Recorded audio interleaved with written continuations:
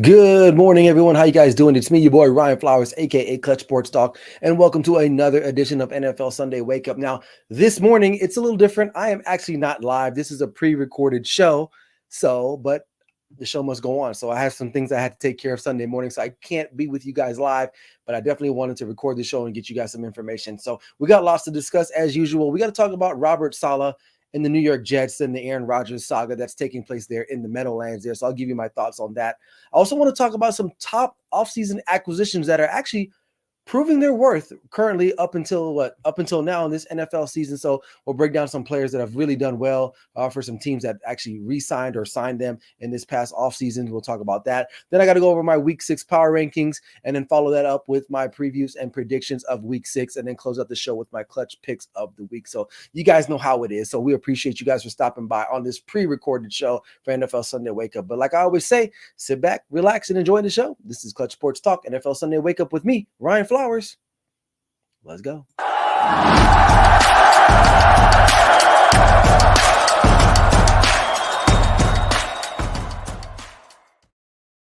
Welcome back in. Hope you guys are doing all right, man. If you're watching this video and you have not subscribe to my YouTube channel, man, please make sure you do so now. I really appreciate that. I believe I'm at like 295, 296. If I can get to 300 by the end of the week, that would be great, man. But I'm striving to 500 and we're striving to 1,000 and then the next milestone after that. So, man, hey, listen, if you guys like what you see, you like the comments, you like the content, make sure you guys like and comment, man, and make sure you subscribe to my YouTube channel as well as the Grid Network channel as well. So we really appreciate that. So, all right.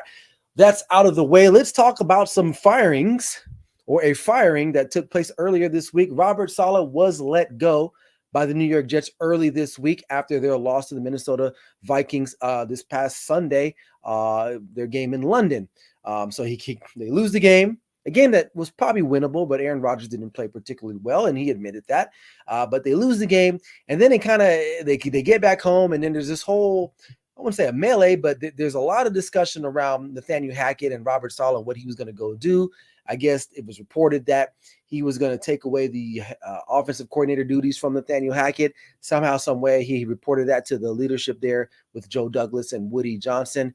Then somehow Woody Johnson calls Aaron Rodgers and lets him know what's going to happen. And next, Robert Saleh is out of a job.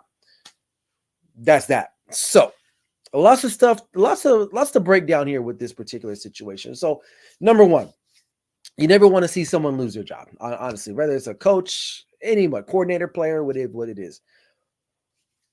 Robert Saleh should have never been the coach in the first place, but I will say this. He's had the defense looking pretty good the years that he's been there, right? He hasn't been there that 2 years, if I'm not mistaken. Not a winning record.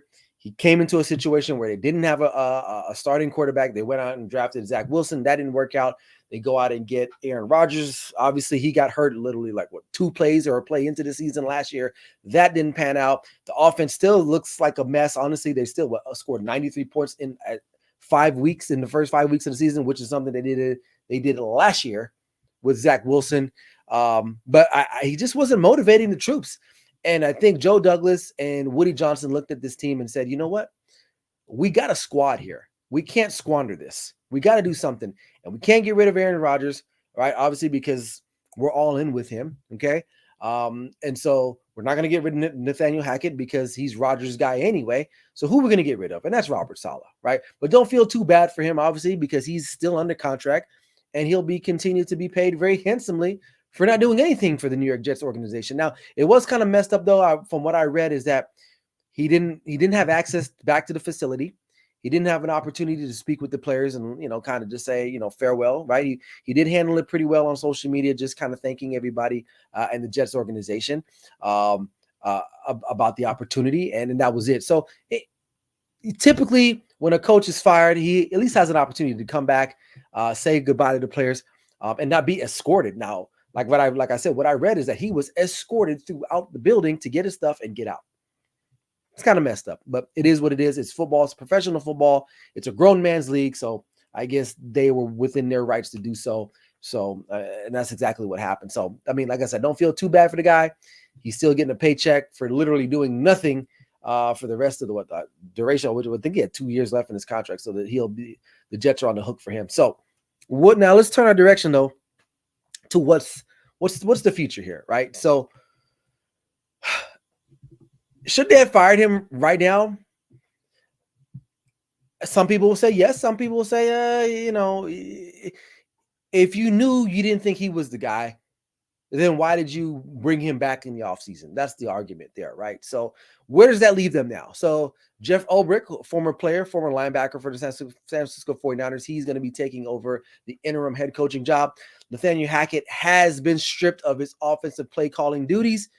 They've moved it on to somebody else. I forgot the name of the next coach that's going to be doing that. But now it's on Aaron Rodgers. They literally, Woody Johnson, Joe Douglas are saying, go do what you got to go do, Rodgers, because we are believing in you.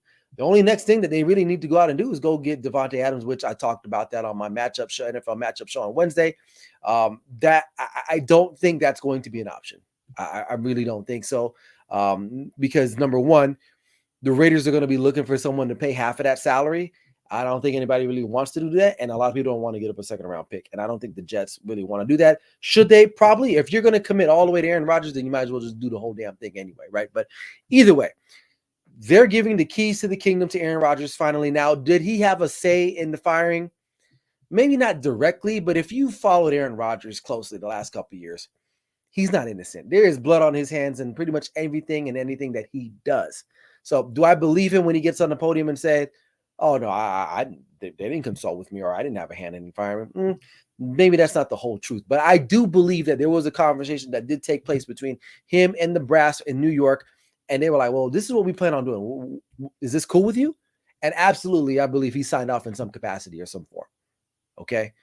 And now it's going to be on him and not even his boy anymore, because Nathaniel Hackett is not going to even be calling the plays, which Nathaniel Hackett should have never been hired to begin with, but I get why they did it, right? So long story short, they are all in. They're pushing the chips towards the front of the middle of the table, and they're saying, we're going to ride or die with Aaron Rodgers. Now, how long he will play, come back next year? I guess it all depends on what happens the rest of the way this year.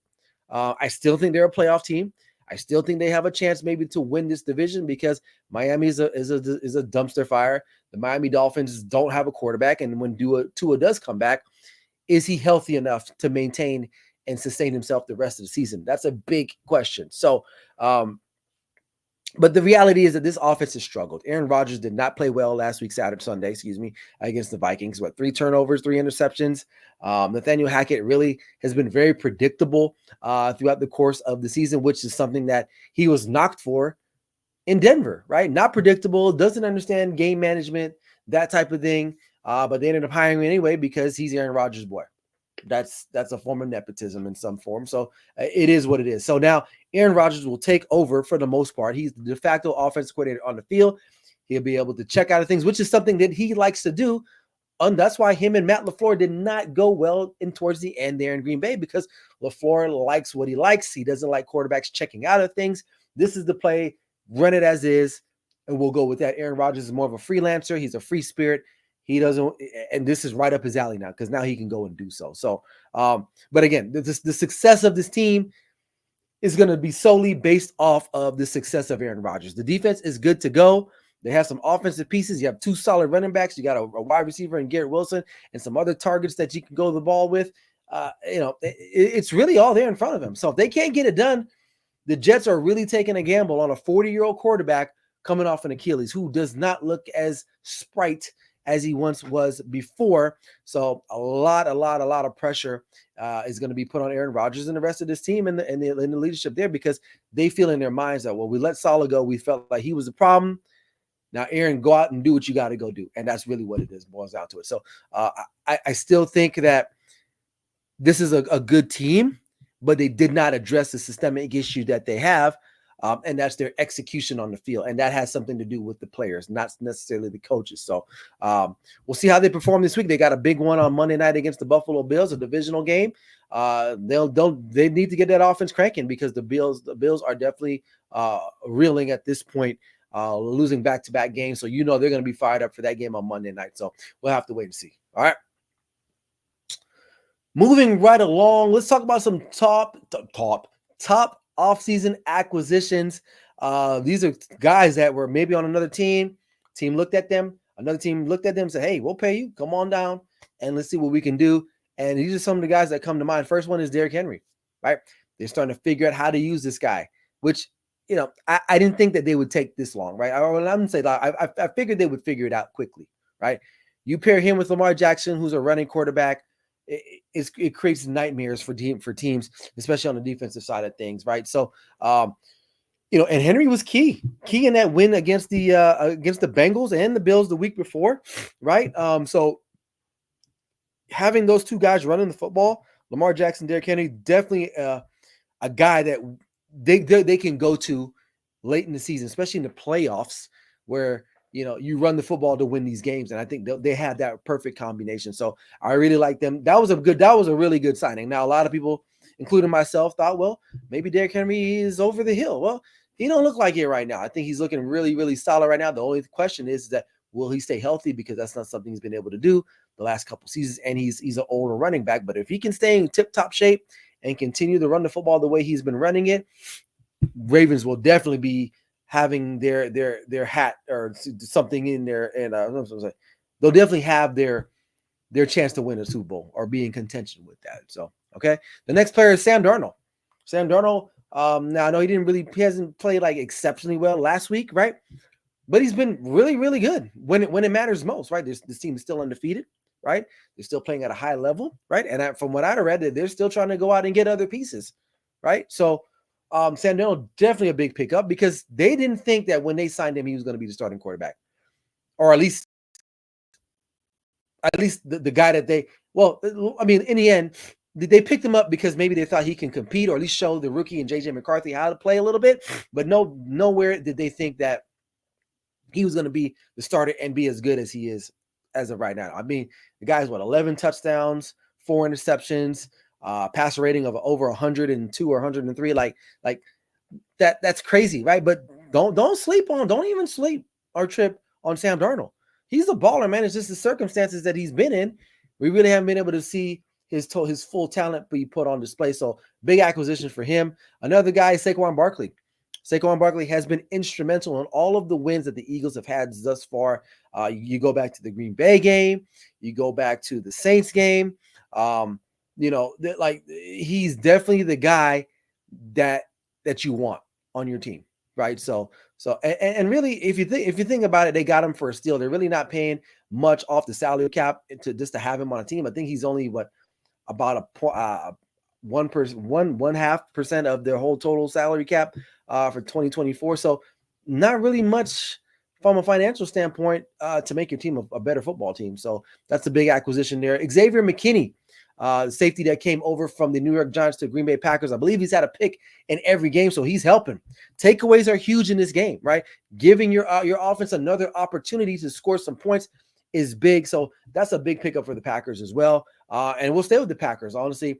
Trading, and this wasn't an offseason thing, or maybe it was. I think it was late in the offseason, but just go ahead and getting Malik Willis, right? Now you're probably like, well, Malik Willis, he's only played 2 games, but yes, those were 2 crucial games that they needed to have while Jordan Love was healing up from his injury that he sustained late in that first game of the season against Philly in Brazil, right? So those 2 wins are really, really good dividends for them, because without those wins, maybe they're looking up, right, in the NFC North, where they're still behind the Vikings, but they're not as far, only 1 game behind. Whereas you drop 2, now you have a loss record of 3, and now you're 3 games behind the Minnesota Vikings. So that was a very, very big pickup for them. So he's doing his thing over there, Malik Willis, and then Kirk Cousins.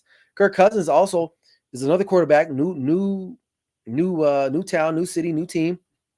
And he's starting to get comfortable, man. You see what he's doing with the offense there, and he's got weapons, man. He got Darnell Mooney, Ray McLeod, Drake London, Kyle Pitts, Bijan Robinson, right? I think I said Darnell Mooney too, right? Like, he's got guys he can throw the football to, man. Tyler Algier, right? Like, he's got guys. Now, a lot of people thought, oh, well, they drafted Michael Penix. Yeah, they drafted him, but I don't think they thought or maybe they did think Kirk Cousins was going to be this good. But even so, they probably got Michael Penix Jr. anyway, because they need some type of backup, right? Maybe they felt like if Kirk Cousins does go down or doesn't recover from his Achilles injury, we have a guy that maybe we can plug and play and get through. So big shout out to them. That's a big acquisition. Tyler Biadasz, right, for the Washington Commanders, the center. This is a big steal, right? He came over from the Cowboys, Now he's with Dan Quinn, who was the defense coordinator for the Cowboys last year, and you see what they're doing. You got a veteran center, all-pro center with a potential MVP and Rookie of the Year candidate in Jaden Daniels. Center is one of the most important positions on the line. They make all the calls for the most part.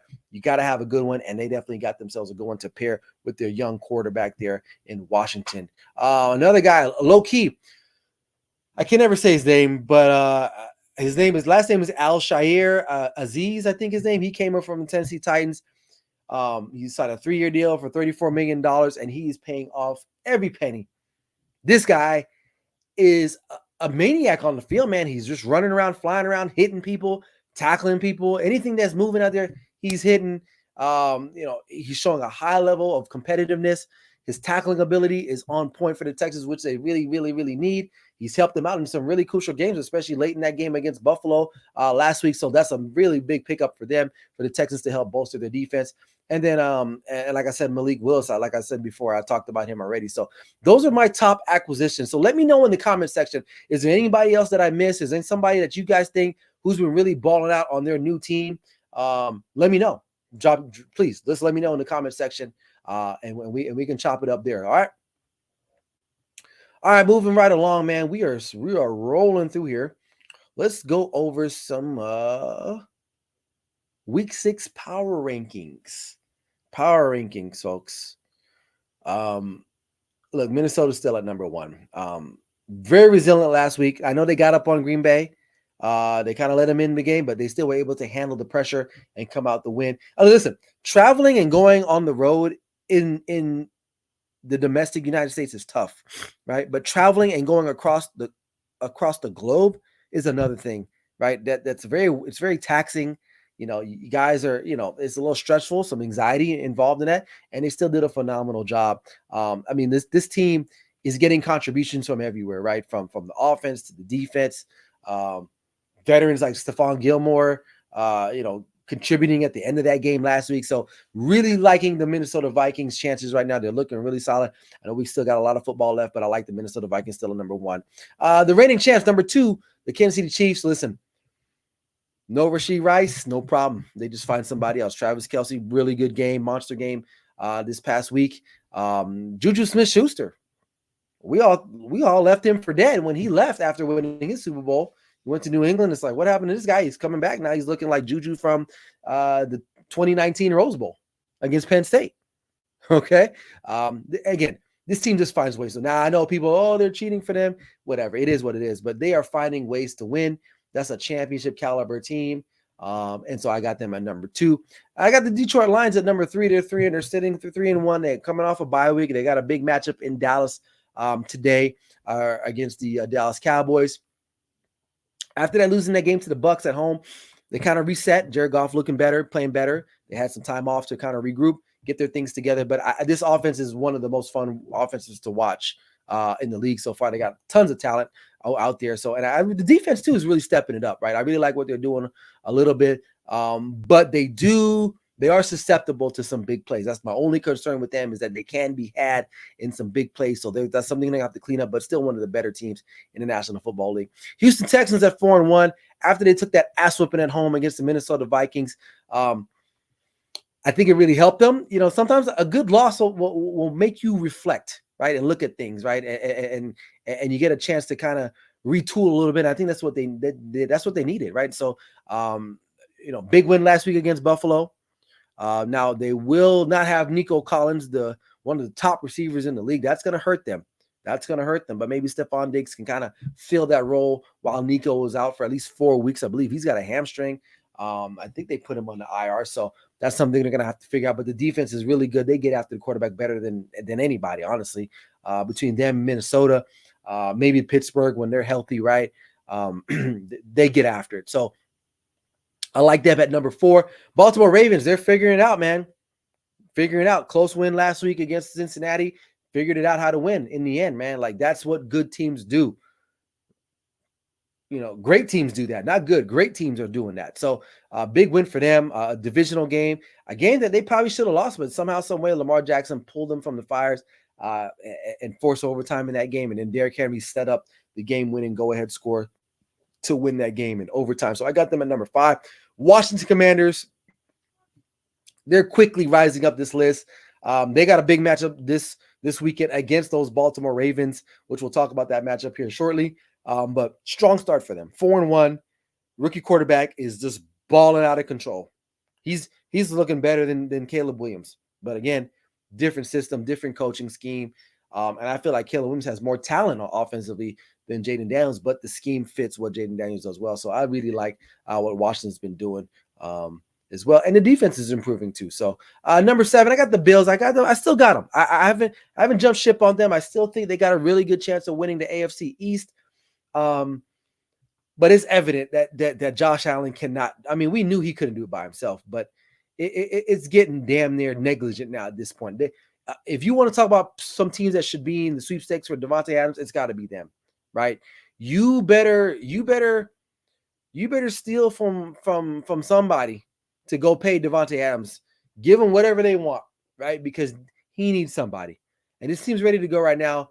Now they've got some injuries. They did lose a lot of guys in the offseason, but I still believe in this team. I still think they got a chance, so I still got them in the power rankings. But if they lose this week, they're probably going to fall out. After that, I got the Green Bay Packers. My only concern with them right now is they start slow. They start slow, and then they pick it up, right? And when you're playing really good teams, especially you get in the playoffs, you can't spot people 15, 20 points, man. And I hope this is not a trend. I know we're only at week 6, but that's one thing that I've noticed with them. They start slow, and then they finish strong. But I do like their schedule. They got a bunch of back-to-back home games here coming up for them. They do got some issues at the wide receivers position. I know Christian Watson, he's been out. Romeo Doubs was suspended last week due to some type of something going on with him and the team. He says it was personal. He notified, whatever, right? But they're going to need some of those guys to step up. Tyler Kraft, the tight end there, he's really doing his thing over there. Jordan Love is starting to get back in the rhythm of everything. So this is a good team still. Good defense is good. Takeaway kings right there. Xavier McKinney, I talked about in the last segment, doing really well there. So I still got them in there. At number 9, I got Tampa Bay Buccaneers. I felt like they should have won that game against the Falcons in primetime last week. They didn't. I like Baker Mayfield. I would have never thought I would say I like him as a quarterback, but he's really proved himself to be a guy, right? Mike Evans, they got talent too. Mike Evans, Chris Godwin, Bucky Irving. They still got the other kid, Rashad White. Like, they got talent over there, man. So you probably wonder, well, why do you have them over the Falcons? Because even though the Falcons beat them, Buccaneers should have won that game. I mean, a lot needed to happen for the Falcons, and it did. I think the Buccaneers, I think the AWS probability win late in that game was like 94%, and they lose that game. So, which leads me to the Falcons, who I like the Falcons. I talked about them just a couple seconds ago with Kirk Cousins and the talent that they got there. And their kicker, man, their kicker, he's Mr. Pressure. He's Mr. Clutch. So I like what they're doing there. I still think they're figuring some things out.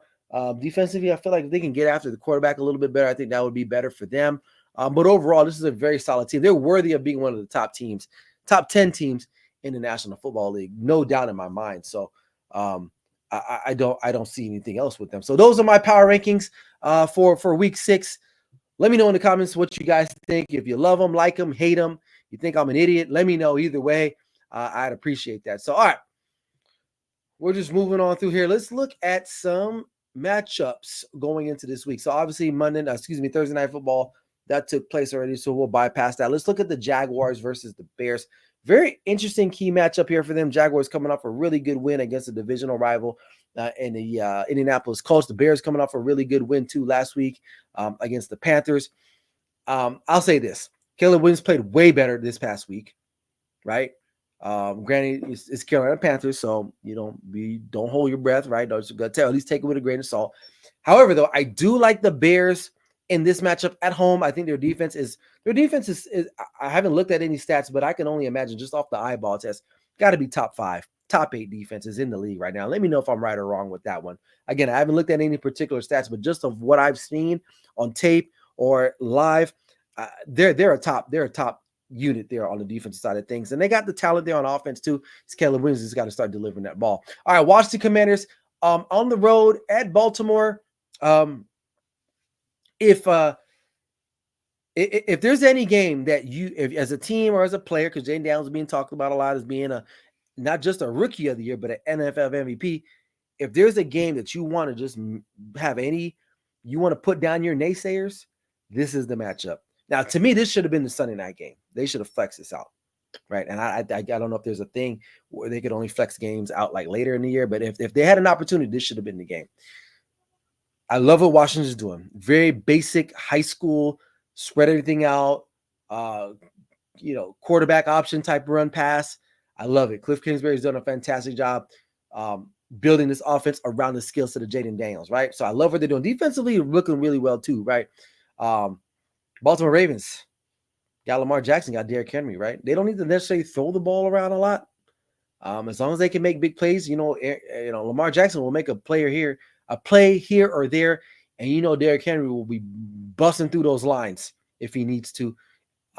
So this was a close one for me, but I'm going to go with the upset. I'm going to take the Washington Commanders on the road. I think this is, if you want to talk about a breakout game, if you didn't know about Jaden Daniels, you're going to know more about him on this during this game. So I'm going to take the Commanders. It's going to be a close one, but I'll take the Commanders. All right, we got Cardinals and Packers. Interesting matchup. Cardinals come from behind, double-digit come from behind win last week against San Francisco. Green Bay sneaking out of L.A. Against the Rams. This is going to be a close one. I think this might be a shootout, but I'm going to take the Packers at home. I still think overall they're the better team.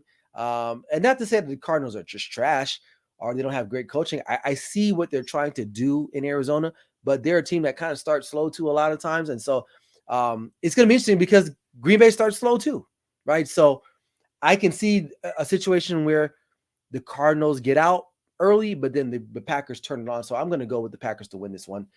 We got the battle of Foxborough there between the Texans and the New England Patriots. Drake May gets the start. What a hell of a team to start against. One of the top pass rushing teams led by Will Anderson.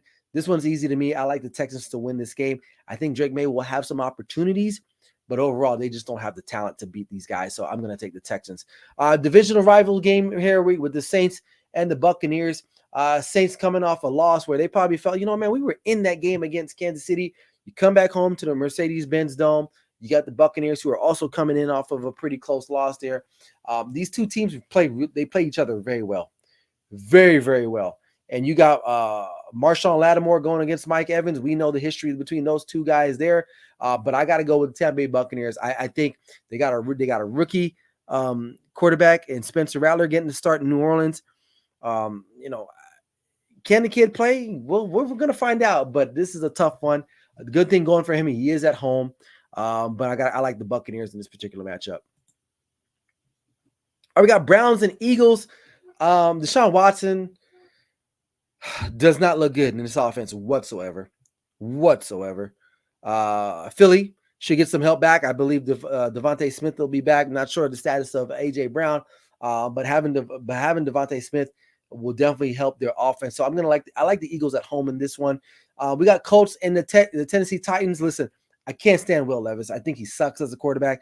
Give me the Colts. I don't care who's the quarterback for the Colts, whether Anthony Richardson or Joe Flacco. I'm taking the Colts. If it is Joe Flacco, I even like the Colts even more so. But I'm going to pick the Colts here in this particular matchup. AFC West rivals here. We got the LA Chargers and the Denver Broncos. Two really solid defensive units. I don't think this is going to be a shootout. Denver's offense really ain't like the greatest show on turf, right? So I get that. But their defense is excellent. One of the top defenses in the league. And the Chargers defense ain't so bad themselves.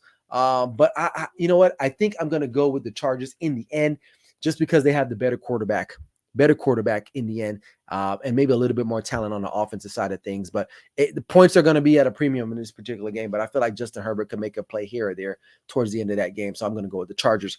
All right, we got Pittsburgh Steelers heading to Vegas, where I live, to take on the Raiders. Both teams coming off of games where you're like, damn, man, we probably should have won that game, especially the Steelers. Your defense forces 3 turnovers, right? 3 turnovers, and you don't win that game, and you only managed to score 17 points against a reeling Dallas Cowboys defense that was missing Micah Parsons, DeMarcus Lawrence, Deron Bland, some other guys that they lost throughout the game, and you only managed 17 points. That's crazy to me. Now, I know Mike Tomlin will have this team ready to play Sunday, but I feel like the Raider Nation will have that building rocking Now, Aiden O'Connell is going to get the start over Gardner Minshew. I feel like if the Raiders can just kind of get the running game going, maybe throw some passes to the running backs, which they got the guys out there, and Alexander Madison and Abdullah. I think they got it there. Obviously, Devontae Adams is not going to play in this game, but whatever. Hit up the guy Myers, or you got Brock Bowers out there too. So I like the Raiders in this game to pull off the upset. I think it's going to come down to the very end, but I like the Raiders in this one in an upset. All right, we got the Atlanta Falcons taking on the Carolina Panthers. To me, on paper, the Falcons should win this game. They are the better team at this stage in the season. Carolina, I think they're just trying to get their spirits up with some little mini victories here and there. Right, they went into Las Vegas and beat them a couple weeks ago. They were hanging around against the Bengals earlier too, but Falcons, you got to win this game. If you want to be considered and stay in this power rankings, top 10, you better win this game. So I'm taking the Falcons. All right, we got a big matchup against the Detroit Lions and the Dallas Cowboys. Micah Parsons is still going to be out. So defense is still going to be out without him and DeMarcus Lawrence. And I believe Eric Kendricks is out too, their middle linebacker. So listen, Lions better take full advantage of that, unlike what the Pittsburgh Steelers did, right? And I feel like they will. Jared Goff, a much better thrower of the ball than Justin Fields. They're going to run the football better. Dak is going to do all he can, but it won't be enough. They just don't have enough horses in the stable. So I like the Lions here. And then for Sunday night, we got the Bengals taking on the New York Giants. Malik Neighbors has been ruled out of this game. But I feel like with Darius Slayton, the way he played last week, he'll have some opportunities this week against the Bengals in that secondary. So I like the Giants in the upset here. I really do. I think it's going to be a hard contested game, but I do like the Giants in that one. And for the final matchup, we got the Buffalo Bills taking on the New York Jets. I'm going to go with the Bills. I get it. Sometimes when you can bring a new head coach on, there's more energy, there's more life. I think that building is going to be rocking on Monday in MetLife Stadium. But I think the Bills in the end are just going to be too much. They're going to be better at the quarterback position than the Jets, and I think they're going to get a crucial divisional win on Monday night to wrap up the weekend there. So, all right. Before we get out of here, we got my clutch picks of the week, which I don't have. Let's get that up here. Oh, I was going to say live TV, but we're not live. But clutch picks of the week here. Some of you, if you follow me on social media, you've probably seen it already, but I'll just recap it again for you guys really quick here. Oops. All right. So I got the Colts to win. They got to beat Tennessee, man. Will Levis is a crap quarterback. You got to beat him. Now I think they're without Michael Pittman Jr., but they got other guys that can step up. So, but I like the Colts. Tampa Bay, I like them. Again, they're starting against a rookie quarterback. You got to win that game. You got to find a way to win that game, period. Even if they're at home, you got to find a way to win that game. I like the Raiders in an upset. I feel like Raider Nation is going to help win this game for them because one thing I will say about Raider fans, man, they are prideful people, and they will support this team through thick or thin, no matter what. So I'm going to give them some credit this week, and again, give their fans the win because they deserve it. And I'm going to go with the Giants. I feel like Daniel Jones, for whatever he is, he ain't always great.